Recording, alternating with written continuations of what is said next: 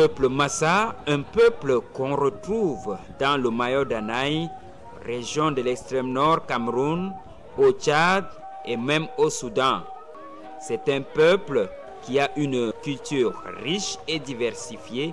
Le peuple Massa vit principalement aujourd'hui dans le département du Mayo d'Anaï, comme terroir d'origine, évidemment, avec beaucoup de diaspora qui sont partout dans les grandes métropoles ou dans les grands sites industriels, parce qu'il faut reconnaître que le peuple Massa, c'est un peuple de travailleurs.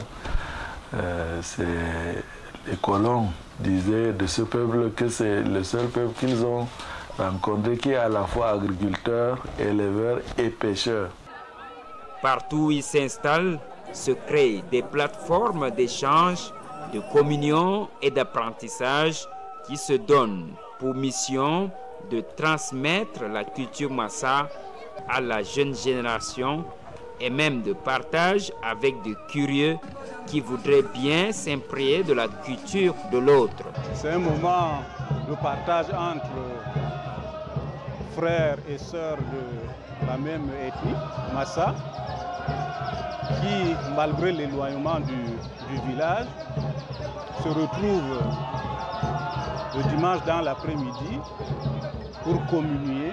Ceci pour mettre en vitrine la culture Massa, pour montrer aux parents qui sont au village que malgré l'éloignement de notre terroir, nous restons attachés à tous les symboles de la culture Massa.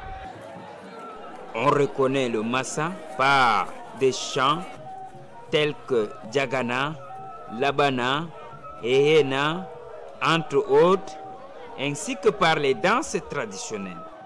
Le Mapoudna, c'est quand les Massa vont au campement, au Gourna, à partir du mois d'août. C'est le premier chant qui fait la gloire du Gourna. Habituellement, le Magana, c'est spécifique aux jeunes hommes adultes ou à des grands chefs de famille. Donc quand un de ses membres perd la vie, on l'honore par un Magana souvent exceptionnel.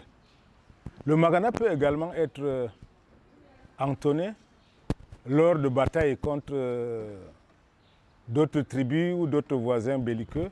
Donc c'est un chant de galvanisation, c'est comme un hymne qui est accompagné habituellement de corps et d'autres joutes oratoires ou gestuelles.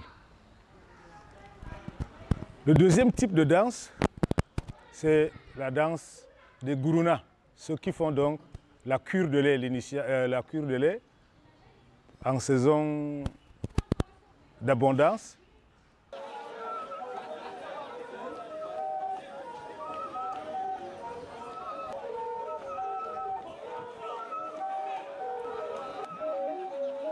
Les flûtes, les tam-tams, les peaux d'animaux sont autant d'instruments ou accessoires qui accompagnent ces chants et danses. Pour aller danser, il faut avoir une belle peau. Une peau même peut coûter une vache. Il faut des flûtes. Les flûtes, c'est quoi? C'est des cornes des animaux sauvages travaillés. Le riz, le mil rouge, le sorgho constituent la base de l'alimentation du peuple Massa.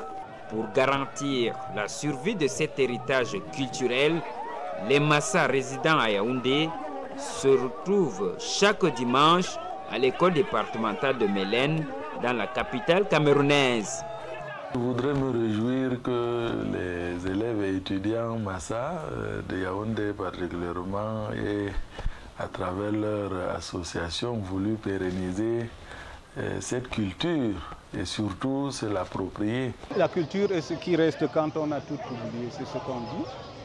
Nous sommes très éloignés du village et lorsque nous nous retrouvons ici, de peur qu'on oublie complètement ce que nous avons appris à faire au village. Il faudrait que les uns et les autres se retrouvent. L'initiative est appréciée par les jeunes qui en redemandent. J'ai appris à danser ici, là. Chaque fois que je venais aux rencontres des tapenage, je voyais mes frères danser, donc ça me donnait aussi l'envie de danser. Toutes ces actions, comme on le voit, traduisent la détermination du peuple Massa à faire vivre sa culture dans un monde qui subit de plus en plus des influences extérieures, la culture étant ce qui nous reste lorsqu'on a tout perdu.